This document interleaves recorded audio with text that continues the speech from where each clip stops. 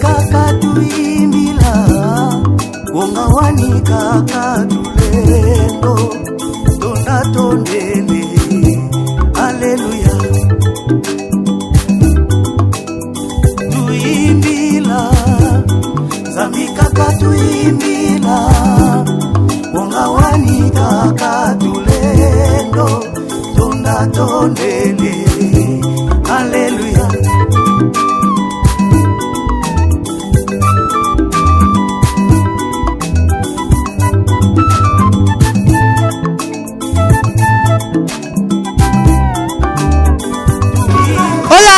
Caro meu telespectador da Mana Ana Internacional TV, espero que em casa estão todos bem, disponível e pronto para assistir o vosso programa de entretenimento com vossa irmã filha querida Diva Putu, de outra maneira dizendo negra boa a mãe do queijo. Estivemos cá na ilha numa conferência de imprensa do nosso irmão Luzolo, que vai fazer sair o seu single amanhã já, que é o dia 25. Então convido vocês a ouvirem a música porque será mesmo uma benção para nós. E na conferência vamos saber um pouco do irmão, o que é que ele faz, o que é que nos trouxe no CD e quais são as expectativas e metas que o irmão tem para neste mundo que nós estamos no mundo do mercado da música angolana. Então convido-vos a me acompanhar e subamos lá em cima para ver o que está se passando. Então convido-os até já.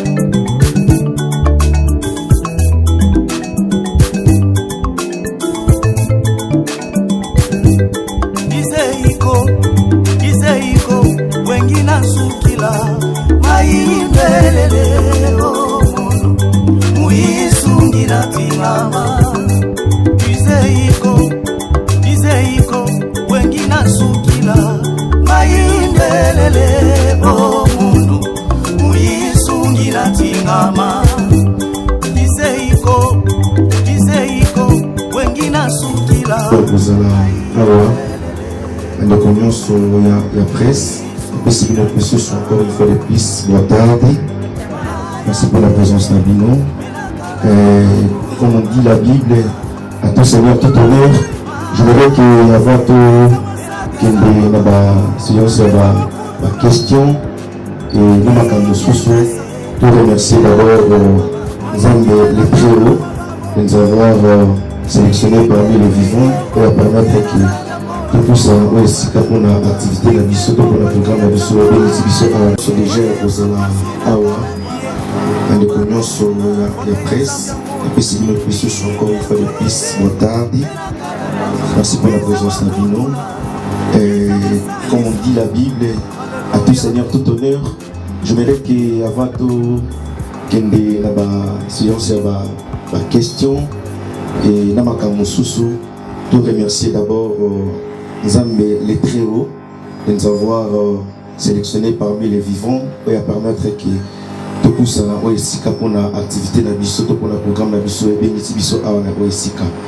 Alors pour Nayango, comme prière d'ouverture, je vais appeler l'homme de Dieu, Papa Thomas Gilles, Naïbi Kézak qu'il citait, comme les serviteurs de Dieu méritent nous l'honneur. J'aimerais que vous encouragez à applaudissement tant toujours bien à l'homme de Dieu. Pour que à la prière d'ouverture Israël, Jésus-Christ de Nazareth, notre Seigneur et Sauveur, Saint-Esprit de Dieu, notre guide et enseignant avec excellence, Cet après-midi, ici, dans cette ville de Luanda, nous célébrons ton nom. Nous te disons merci, Seigneur, avant de commencer ces assises, avant de commencer cette conférence de presse. Seigneur, nous voulons d'abord élever ton Saint-Nom. Père, en ces moments-ci, nous te célébrons parce que tu nous as acceptés dans ta présence. Cet après-midi, c'est vraiment l'après-midi de fête, une célébration d'une victoire, Seigneur, de cet album. Merci pour tout ce qui va se passer en ces lieux, du début à la fin. Nous remettons tout entre tes mains, Seigneur. Laisse que tu donnes encore la force, la maîtrise à notre bien-aimé Ladi Zolo, Seigneur, qui a pu réaliser cet album, que tu lui donnes encore la force et qu'il soit content de cette réalisation de cet album. Tout ce qui n'est pas de toi, loin de nous, c'est dans le nom de Jésus-Christ, notre Seigneur et notre Sauveur, nous avons ainsi prié, tous dans commun accord, nous disons Amen. Amen. Merci. Donc, nous avons expliqué qui est réellement le frère Luzolo. Oyo abeng sibiso awa. Donc, nous avons mis ça Papa Guilan. On a discours il y a quelques minutes et puis on avance le programme Abisso. Messieurs distingués invités, shalom. Shalom. Je suis très heureux d'être devant vous aujourd'hui pour la conférence de presse Ladi Luzolo Kubika qui annonce la sortie de son album Espoir. Avant de passer aux séries de questions, je voudrais premièrement remercier notre Dieu créateur et ensuite vous présenter qui est réellement notre artiste Ladi Luzolo Kubika.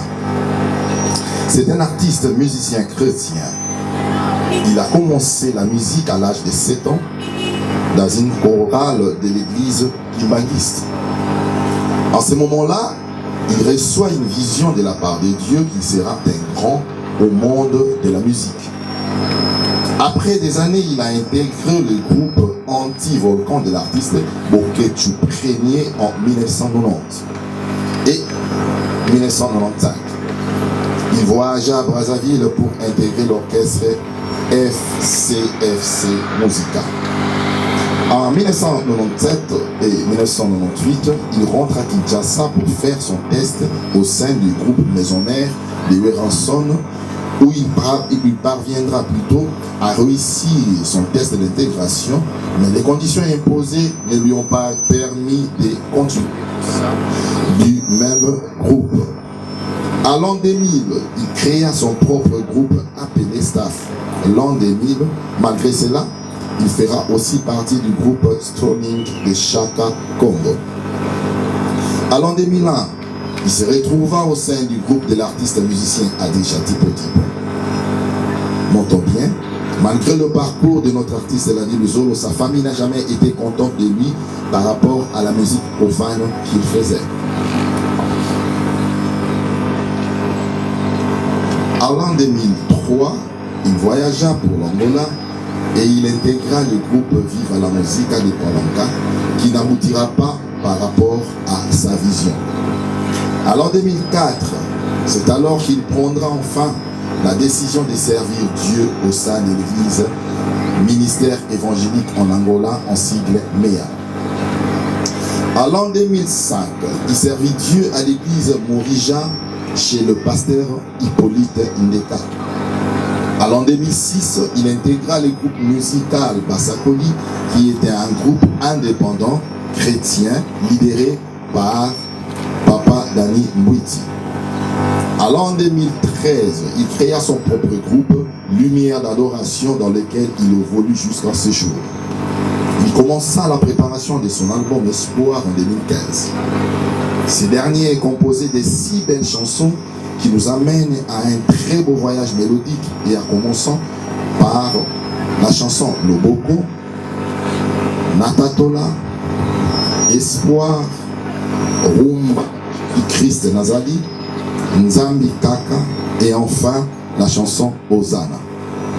Et le voilà aujourd'hui devant nous pour parler de la sortie officielle de l'album Espoir qui sera bel et bien aux oreilles de tous les chrétiens enfants de Dieu et tous les amoureux de la bonne musique en date du 25 septembre 2022 à 14h à l'église Maison des Prières située sur Ojaïenda, à Palage Bouracheida.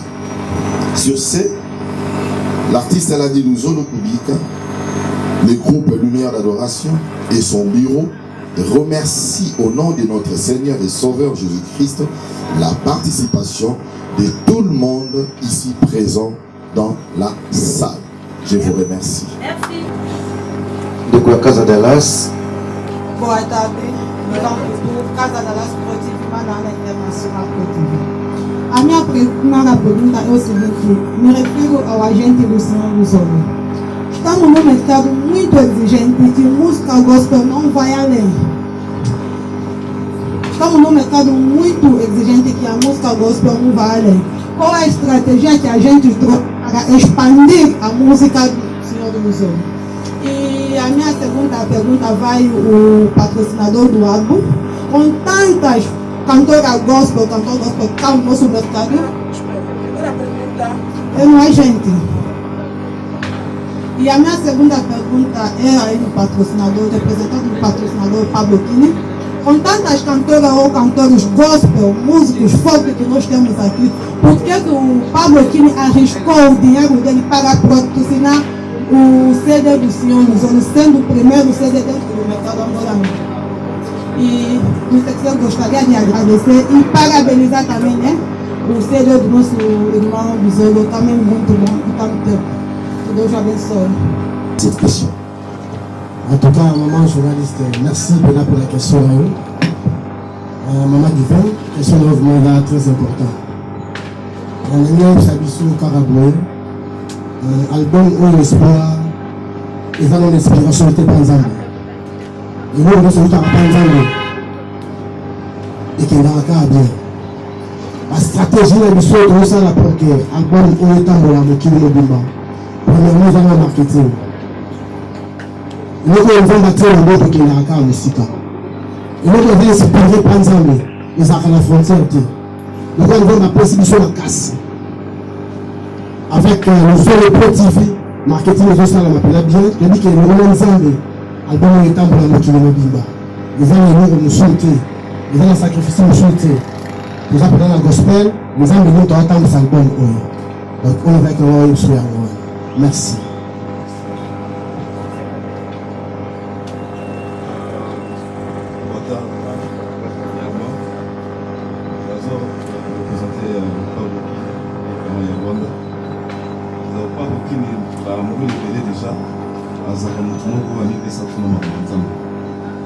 Non seulement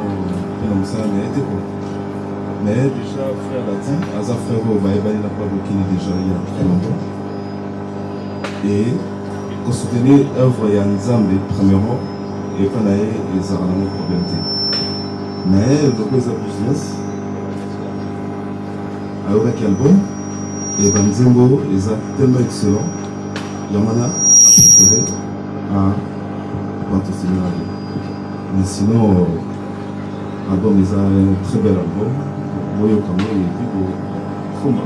Bon, c'est bien. Déjà sorti les lobby le 25, l'église.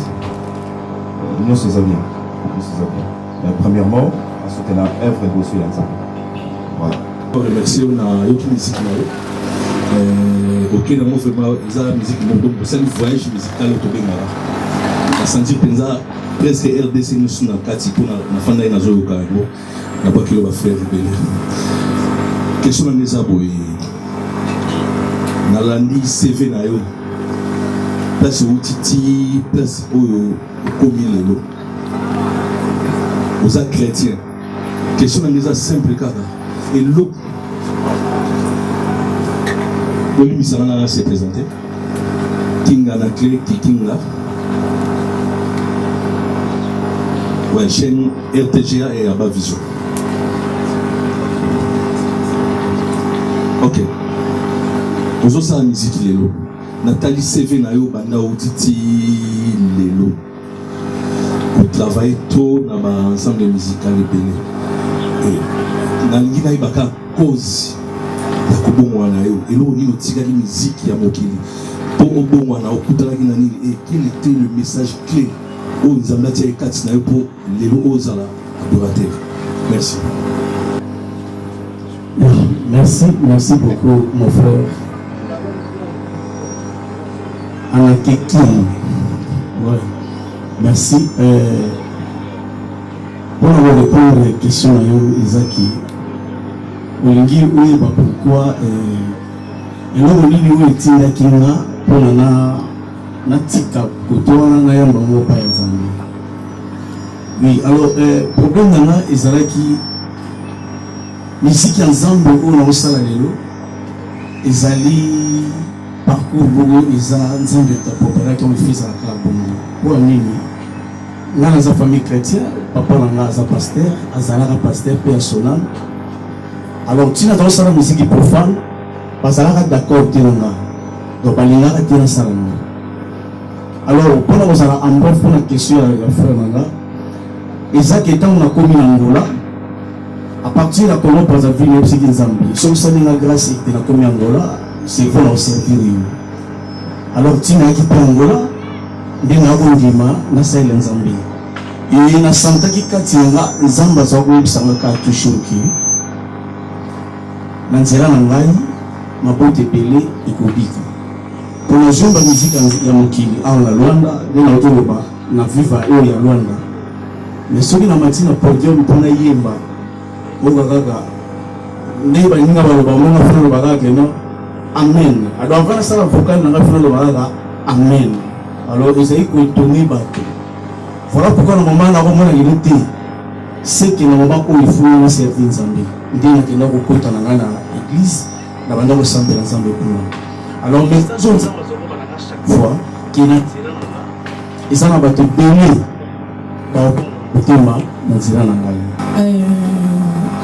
vraiment un frère l'a dit nous solo. Premièrement, la ligue a ça m'a remarqué que par rapport à la réponse au pays ça pour nanga écoutez vraiment par rapport que dans la arrivée na yo na kati Angola on s'est préga qui directement na makamba Nzambe te on s'est préga qui na vivre la musique vrai ou faux. Merci. On peut c'est des réponses pour que ça à côté.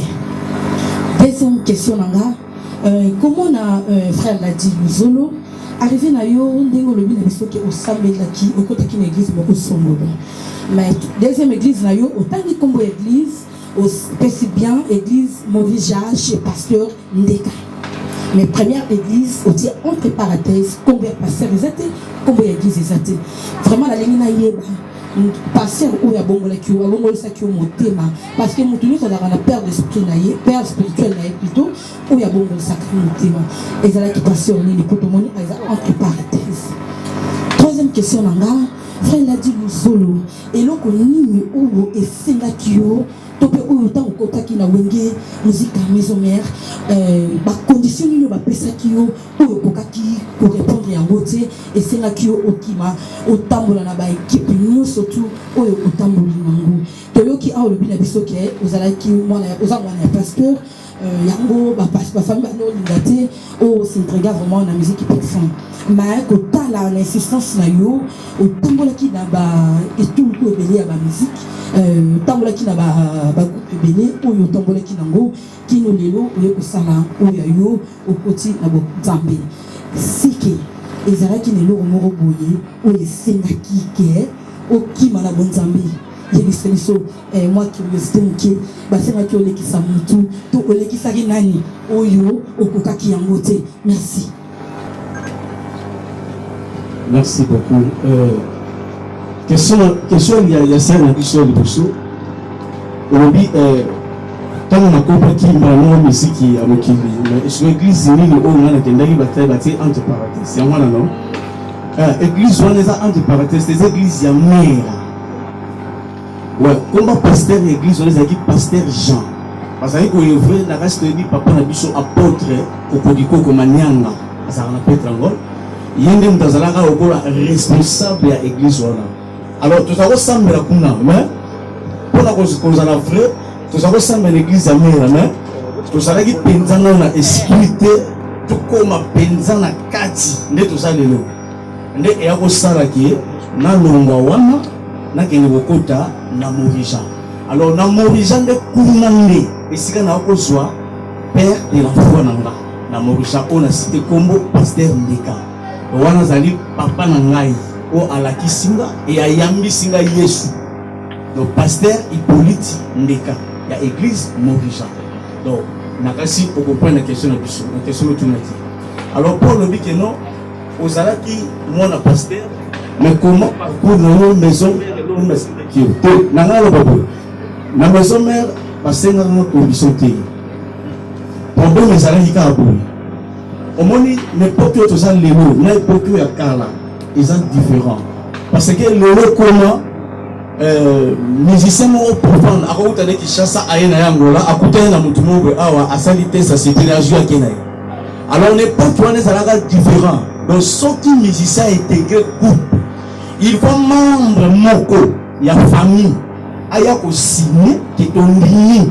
moi na biso a évolué a on a quatre questions et là o isala ki nga nazala su te kotona isaki na sanso pour na kata libota nga mutu ta ondima zate na meyi ko solo na poko wana pe na biso elot modombe pardon na ebise que non est-ce na ko lukata mutu mo ya quartier te po pas na quartier si ba kuyenga na ko jota membre mo ya quartier te po aya asina bata responsable na ngabi te simba ka te faut muta famille alors na moment na mona ki on te mo se les ate pour nga na famille na zaki mo da si ba rejeter ki donc tellement nga na pour ki chemin na na pas ba se parler na souti voilà que même ba fait sa famille nga ki na te po comportement na modèle na nga ezala un peu différent na pas tenir sur ya kata famille donc en fait sa famille na ki na te po na rata ma boucle d'oreille na tsaka balance na forme na nga ka ke zo se personne famille pour nga na mo pasteur alors et si ma qui était le moment ya on est ça là qui natika nanga makambo wana alors le moment on passe papa nanga aiko comprendre que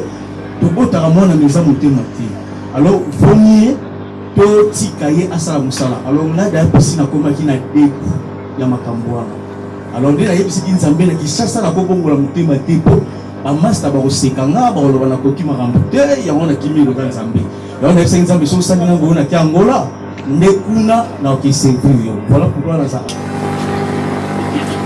Encore une fois, félicitations à frère Nabiso Luzolo.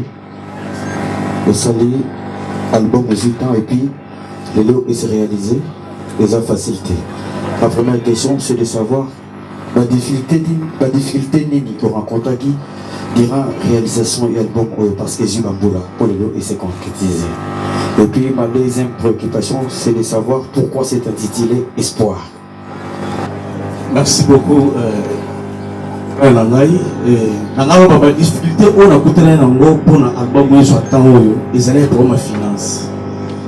Alors, le moment où on a vraiment, on dit que tout servir, ça me met bon, les allaient gagner. Tout ça, il n'a pas de soutenir les sommets. On dit que la somme de soutenir, on a un belé, donc. Ils allaient vraiment manque d'argent. Donc, mon modèle des allaient où ils allaient gagner album petit et comment. Alors, ce que mon dit Léon a dit que non, petit album où ils allaient espoir. Parce que Zambé a un espoir, il y a vu dans la bengue espoir par rapport à quoi. Alors, il y a sali. Il y a un certificat non, il y a un espoir là. On a un moutouro. Na ebité comment na ko sola donc ce qui les autres zabi sont union soir donc je suis un espoir à ça ici donc à cause na yi et tout ça que nous voir dans on a bien espoir donc à faciliter ma coquille pour tout ça là bon on a bien espoir. Merci. Je pourrais dire bonjour, bonsoir parce que on me suit partout dans le monde. Premièrement, je me présente, je m'appelle Edo Kisungu, autrement dit le célèbre de la presse. Voilà, donc pratiquement j'avais presque 5 questions. L'une de mes confrères et conseillers l'ont déjà posé, mais ça me reste 2 ou 3. Premièrement, j'aurais à savoir quels sont les avantages et les désavantages pendant tout au long de ton parcours. Les avantages et les désavantages. Et deuxièmement, le moni Nayoza, lumière d'adoration. Ça a été une révélation ou une inspiration venant d'une personne. Je pourrais dire d'un mentor père spirituel. Kumbo Nabosani Edo Tshisou, le prince. le célèbre de la presse. Le célèbre de la presse. Voilà. Et avantage ou bien des avantages, vraiment, na parcours na ngai eza te tout epasa bien tant tozalaki na ngambo wana avantage ezalaki ntango na ye mpe awa côté ya Jésus-Christ de Nazareth avantage mpe donc parcours na nga vraiment désavantage eza te.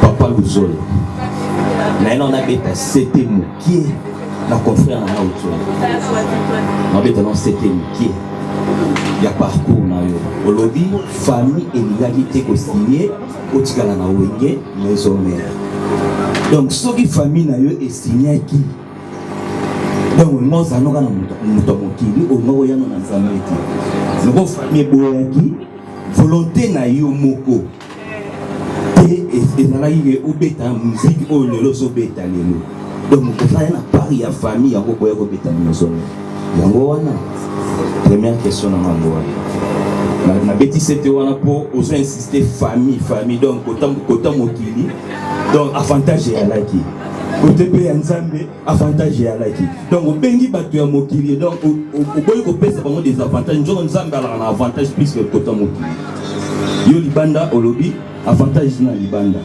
na kati lisusu ya nzambe avantage eza siko tozawa chaud ou froid telema siko na esika na yo première question na ngambo wana deuxième question ezali source d'inspiration ya album oyo kozwa source d'inspiration oyo ndenge nini troisième question na ezali otravaillaki na baparolier pour réaliser album kitoko toyoka boye ou bien yo moko po alaka parolier po toyebaki so nabimaki na par rapport à quoi nalobi ke na ngambo wana nazalaki na nga na désavantage te dans le sens ke no mpona kobongisa question ya ndeko na nga eza ke kuna eloko esukisaki biso ezalaki kaka mpona famille nde boya nazoba bien na wenge basenganga motu te mais famille na nga nde baboya kosuni responsabilité etanke mwana bango atravaille na kati ya maison mère yango wana epuis naye kotala pourkoi naye koya pa ya yesu mpo naye okomprendre te na libanda ya yesu vie ezalaka kaka te epa ya jésus nde makambo nyonso to eza pole donc naye okomprendre soki bakoti na nga balingaki te ngazala na ngambo wana parce que totalaki no kombo nanu ya famille efingama po famille chrétienne mwana balabetaka misiki profane esala bien te mais quelque part papa na biso akozala na se baminga na bango bayebi kebe papa azali paster bana na ye basalelaka nzambe vrai mais mwana nakendaka kuna azala conseil te okopesa baninga na ye alors donc toyako comprendre keno libanda ya nzambe eza kufa na kufa donc voilà pourquoi nandimaki nakota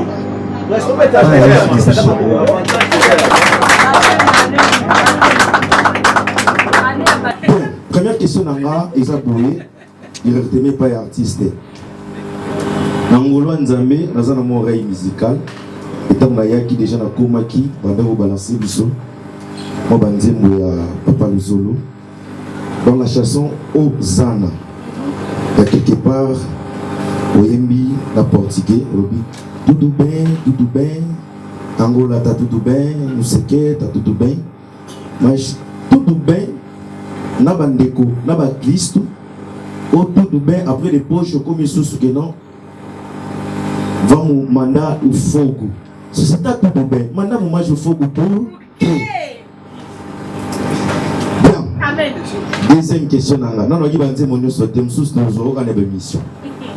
Deuxième question nanga est-ce que avez-vous pas pensé aussi na mboka utozali ya osala nzembo moko pe ya portugais tango yeli banzembo nyonso na lingala o aviser communauté nini to baka bandeko bayokaka lingala to balobaka lingala to okanisaki pete mpona baangolano bazao siko bandeko ya portugais uchi bango na esika nini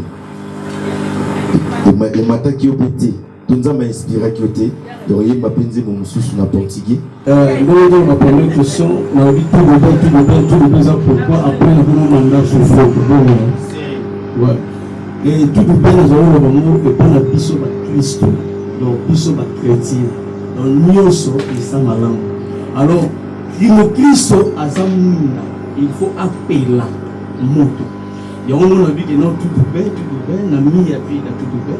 Faut qu'on a vu. Donc, moto et continuer au côté dans la carte vie. Donc, moto sont en paix là, mon Christ sont en paix la moto. Satan a coupé là, c'est ça. Que premier volume Oyo, premier volume de Sali, deuxième volume est ça. Alors, premier volume, nous avons bien de Tokyo. La deuxième volume, on a eu portugais Ali. Mais la première volume, il a mis que tiens moi, l'Inzaka, nous avons du Congo dans la carte, on a Nzambika. Le portugais est Ali. La deuxième volume, nous avons portugais Ali. Attends, on a un Abunelinga ye apesinga bomo ya seko yesolongisinga ye yango nakoyemba nanazalaki nanga ebembe yesu azongiseli ngai bomo yoyo nabongisakala lazalo azongi na bomo ye abimi molongi moyiza tunaki yawe soki batuni nolobesa naye yawe yanolaki na mose kopona jesu moyiza betaki zete naye israele katisaki yawe mpona afrika na ngai yoko sala mpe tokatisa na ngai apingaki ndaka ekomba yesu apesi ngai bana ya mapase yango ngai nakokatola yo osekisi ngai abundeli na ye abundeli na ye apesi nga bomo ya seko yesu alongisi ngai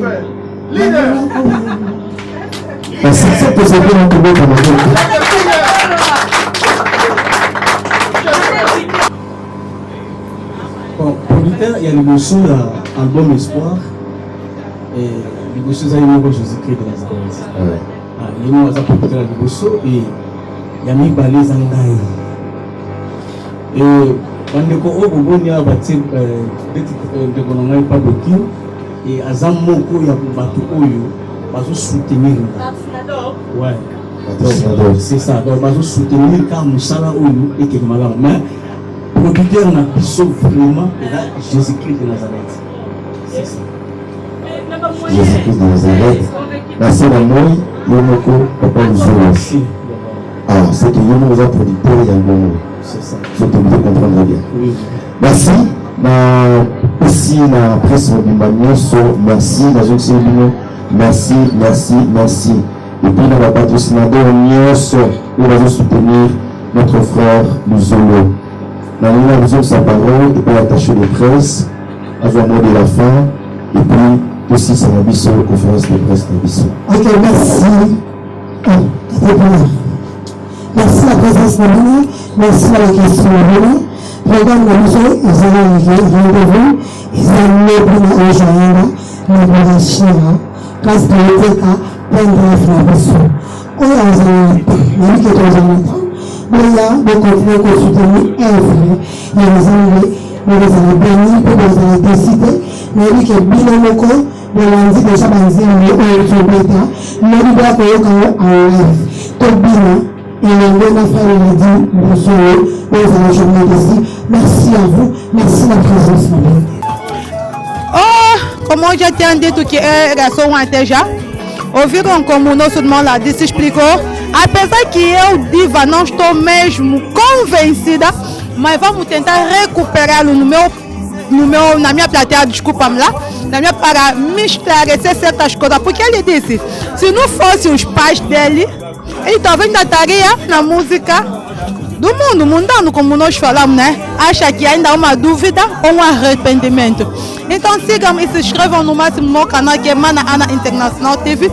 Lá vos trago sempre novidades. E aproveito também agradecer a Kersis Wankena, le bébé de Wankena, vraiment bébé Kersis, et son papa Carlos Wankena à partir à ça pour vraiment de gros bisous à vous. Sans oublier Mana Ana International TV, Anna Matuza, épouse de Esaïe Bopongo, qui est encore. Et je souhaite à tous mes amis bon week-end à vous. Regardez-moi mes shops qui est encore. Les amis de Casa Dallas Pro TV, famille d'Indienne, la famille Poutou, vraiment des gros bisous à vous, qui est encore des Médianguines, vraiment le mot m'échappe, le nom, qui m'a vraiment, je vous aime tant, t'écoutes la prochaine numéro, bisous.